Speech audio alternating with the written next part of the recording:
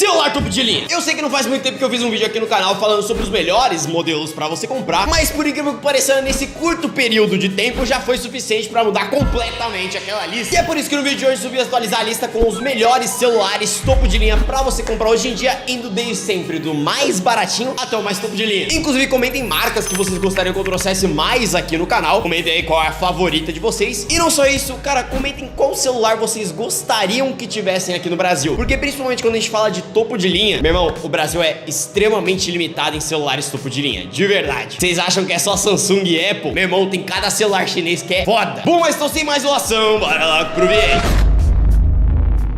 Então vamos lá, começando pelo mais barato possível. Aqui nesse caso mudou levemente em comparação com a última lista, que aqui no caso acaba sendo o Poco X6 Pro e também o Poco X7 Pro. Quando a gente fala de configuração topo de linha, até daria pra recomendar o X7 normal, mas o problema dele acaba sendo o processador, que é um processador bem mais fraco em comparação com a linha Pro. No caso do X6 Pro, hoje atualmente na faixa de preço que ele é vendido, ele é considerado o celular mais potente, e o mesmo também vale pro X7. Os dois no geral são celulares simplesmente cabulosos, com uma configuração surreal pelo preço, mas não necessariamente eles são celulares mais completos. Aqui no caso, os dois celulares já vêm com uma tela de 6.67 polegadas AMOLED com 120 Hz. Os dois vão até 12 GB de RAM, 512 de armazenamento, com duas, na verdade, três diferenças principais, que é primeiro com relação à bateria, que nesse caso a gente vai de 5.000 mAh do X6 para 6.000 do X7. Tem uma mudança bem significativa também com relação à câmera. O X6 mantém o sensor principal de 64 megapixels, com uma lente de abertura de f1.7, que no geral é uma câmera muito boa, principalmente para foto, traz um resultado maravilhoso, mas ela pecava muito no quesito de vídeo. E realmente a Xiaomi conseguiu melhorar bastante no X7 em comparação com o X6. Ela traz um sensor principal de 50 megapixels com uma lente de abertura de f1.5. É um sensor no geral muito bom, ele ficou muito melhor para gravação de vídeo. Nível de desfoque melhorou muito. Pós-processamento também ficou uma imagem levemente mais saturada, mas ela conseguiu equilibrar um pouquinho mais aquele excesso de contraste que a Xiaomi traz. E a frontal também melhorou bastante. E o ponto principal que é com relação ao processador, que torna ele simplesmente os mais potentes na faixa de preço, que no caso o X6 Pro ele vem com 8300 Ultra, é um processador da MediaTek extremamente potente, enquanto o X7 Pro ele vem com o Dimensity 8400 Ultra, que é a versão atualizada, que também ficou absurdamente potente. Inclusive, se a gente colocar ali pau a pau com o S23 Ultra, que é um dos topos de linha mais comentados, esse processador consegue ser mais potente em alguns testes, como por exemplo o Antutu. Isso com o preço de um celular intermediário para topo de linha. E o ponto principal é o preço. Hoje atualmente o X6 Pro se encontra na faixa de seus 1.800 a 2.000 reais, enquanto o X7 ele fica variando em torno de seus 2.400 até 2.700 reais. O que, sendo muito honesto, por 2.700 reais eu já acho um preço até elevado para esse celular. É um celular muito potente, mas como eu falei, eu não acho ele o mais completo. Isso porque se você colocar um pouquinho mais de grana, você já consegue ir pro que, na minha opinião, é o melhor topo de linha sem você gastar um rim, que acaba sendo o S24 e o S24 FE. No geral, entre esses dois modelos, eu recomendo inclusive mais o S24 FE. Isso porque normalmente você vai encontrar ele bem mais barato. São praticamente os mesmos smartphones, com algumas leves diferenças, que inclusive o FE acaba saindo um pouquinho na frente em alguns detalhes. Com relação à tela, aqui a gente tem exatamente aquela mesma tela Dynamic AMOLED de 120 Hz, com a diferença no tamanho. O normal ele tem uma tela de 6.2 polegadas, enquanto o FE tem de 6.7. O normal ele vai trazer uma tela um pouco mais brilhosa de 2600 nits, enquanto o FE tem 1900. Também o FE vai trazer uma proteção um pouquinho inferior. Ele vem com Gorilla Victus, enquanto o normal vem com Victus 2. E o ponto principal dele está no processador, que aqui no caso ele vem com o Exynos 2400 e a versão FE vem com 2400E. Que resumindo a conversa, é praticamente o mesmo processador. A diferença é que essa versão E no final, ela tem um clock levemente reduzido. Em tese traz um desempenho levemente inferior, mas na prática são exatamente os mesmos processadores. Vão entregar a mesma potência pro dia a dia e na prática você não vai sentir nenhuma diferença. Além disso, o FE, por ser maior, ele traz uma bateria maior também, de 4.700 mAh, enquanto o normal é de só 4.000. Sem contar que eles utilizam os mesmos sensores na câmera, que no caso é um sensor principal de 50 megapixels, que grava até 8K. O normal vai ter uma telefoto de 10 megapixels, enquanto o FE tem uma de 8, e o normal ganha levemente na câmera frontal, mas ainda assim são muito parecidas. Só que o ponto principal de diferença entre eles acaba sendo o preço. Hoje atualmente o FE que você encontra facilmente na faixa de seus 3.300 reais, em promoção já encontrei por 3.000, enquanto o normal ele fica numa média aí de 3.700 reais, para ter exatamente o mesmo celular com uma bateria menor e algumas leves diferenças, como por exemplo na câmera e uma leve diferença no processador. Eu coloco eles como o topo de linha mais completo porque eles entregam tudo que um topo de linha precisa: uma tela boa, uma bateria muito boa, boa, câmera maravilhosa, um processador que nem se fala. Esse processador é extremamente potente, inclusive dá pau em muito celular, mais topo de linha ainda, por um preço que, sendo muito honesto, nenhum outro celular consegue bater de frente. Gastando até um pouco menos, você consegue ir para um iPhone 13, porém, como eu falei nos últimos vídeos, definitivamente ele é o iPhone que eu menos recomendaria você comprar. Embora ele seja a opção mais barata, ainda assim ele é um celular extremamente simples. Ainda assim é um celular potente, ele vem com A15 Bionic, que é um processador muito bom, mas é um celular, como eu falei, muito simples de especificação. Aqui a gente tem uma tela AMOLED com 60 Hz de taxa de atualização, com 6.1 polegadas, uma bateria de 3.240 mAh, uma câmera traseira que ainda é boa, mas ainda assim traz o sensor só de 12 megapixels, tanto frontal como traseiro. O único ponto que eu diria que ele se destaca mais é com relação à câmera frontal. Realmente, a câmera frontal do iPhone é muito boa. Eu prefiro, por exemplo, ela muito mais em comparação com o S24. Não tô falando no quesito de qualidade de imagem em si, mas mais pelo resultado que ela consegue trazer por questão de pós-processamento. Eu não sei porque mais a Samsung consegue cagar no pós-processamento das câmeras frontais dela. E o ponto principal dele acaba sendo com relação ao preço. Hoje, atualmente, você encontra ele na faixa de seus R$3.400, que seria, em tese, o iPhone mais barato que a gente encontra atualmente novo no mercado. Dá até pra encontrar opções mais baratas, como o 11 ou 12 novo, mas, cara, se o iPhone 13 já é um celular que toma um pau pra qualquer outro smartphone na mesma faixa de preço Android, o 11 e o 12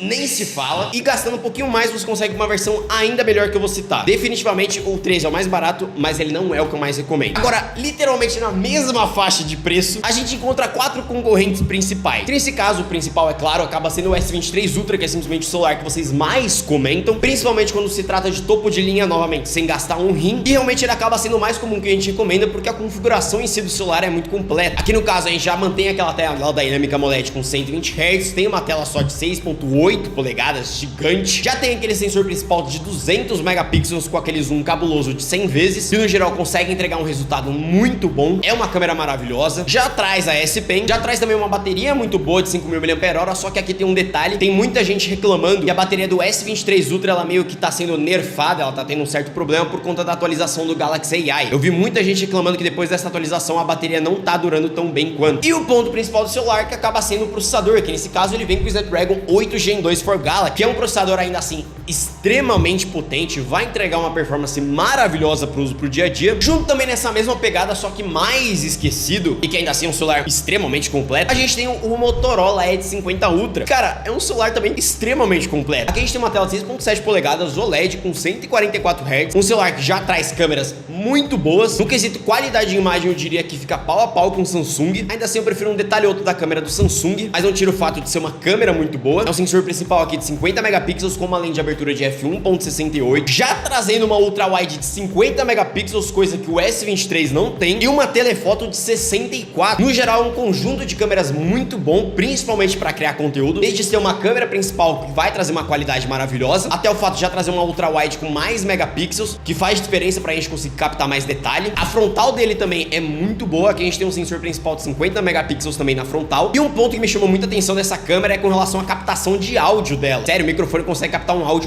muito bom. E o outro ponto principal desse celular acaba sendo também o processador, que nesse caso ele vem com o Snapdragon 8S Gen 3, que não é um processador ruim, digamos que em quesito de potência ele fica muito próximo ao Snapdragon 8 Gen 2. Obviamente o S23 ele vai conseguir trazer um pouco mais de performance, mesmo trazendo esse processador que fica próximo ao 8S Gen 3, porque ele é a versão Galaxy, é um processador que ele consegue extrair um pouquinho mais de potência. Mas ainda assim, esse processador que vem no Motorola é um processador que vai te entregar uma performance muito boa, além de uma bateria de 4.500 mAh, que na minha opinião já poderia ser 5.000, mas ainda assim é uma bateria boa. Ainda assim, no quesito de câmera, eu também recomendo fortemente o Zenfone 10. Ele é um celular no geral que vai te atender muito bem nesse quesito. No quesito de tela, ele é um celular bem pequeno. Aqui a gente tá falando de uma tela de 5.92 polegadas, é menos de 6 polegadas de tela, mas já é AMOLED com 144 Hz. Mesmo sendo um celular pequeno, ele já traz 4.300 mAh. E como eu falei, o ponto que eu gosto muito dele é com relação às câmeras. Isso porque ele tem um sensor principal de 50 megapixels. O conjunto em si é um pouco simples. Por exemplo, a ultra wide tem só 13 megapixels, ele não tem uma telefoto, mas eu gosto muito dela pela questão da estabilização da câmera, que é muito boa, e eu considero muito melhor do que do S23. Não só isso, ele tem um ponto que me chama mais atenção, que é com relação ao pós-processamento. Isso porque ele consegue deixar a imagem com uma suavidade melhor, diferente da Samsung, que ela força uma nitidez que muitas vezes a imagem não tem. Então, por conta desse pequeno detalhe, eu particularmente acabo gostando um pouco mais da câmera do Zenfone, além de também trazer uma frontal muito boa de 32 megapixels. E o nosso outro concorrente, que eu diria que obviamente é o melhor iPhone que a gente consegue comprar, acaba sendo o iPhone 15. Eu coloco ele com o melhor custo-benefício. Resumindo, o preço dele fica praticamente colado com o 14, muito próximo ao 13, que seriam os mais baratinhos da Apple, só que a configuração dele chega muito próxima ao 16, obviamente custando muito menos. Além daqui, a gente já tem mudanças realmente significativas. Por exemplo, do 13 e do 14 não muda tanta coisa assim. Agora, do 14 pro 15 tem várias mudanças. Desde o fato da gente já ter o USB-C ao invés do Lightning Port, que era aquela entrada padrão da Apple, até também por mudança do sensor principal da câmera, que vai de um sensor de 12 megapixels para 48 megapixels, coisa que nem o 14 nem o 13 tem, só na versão Pro e Pro Max, mas não conta porque são extremamente caros essas versões hoje em dia. Já traz um processador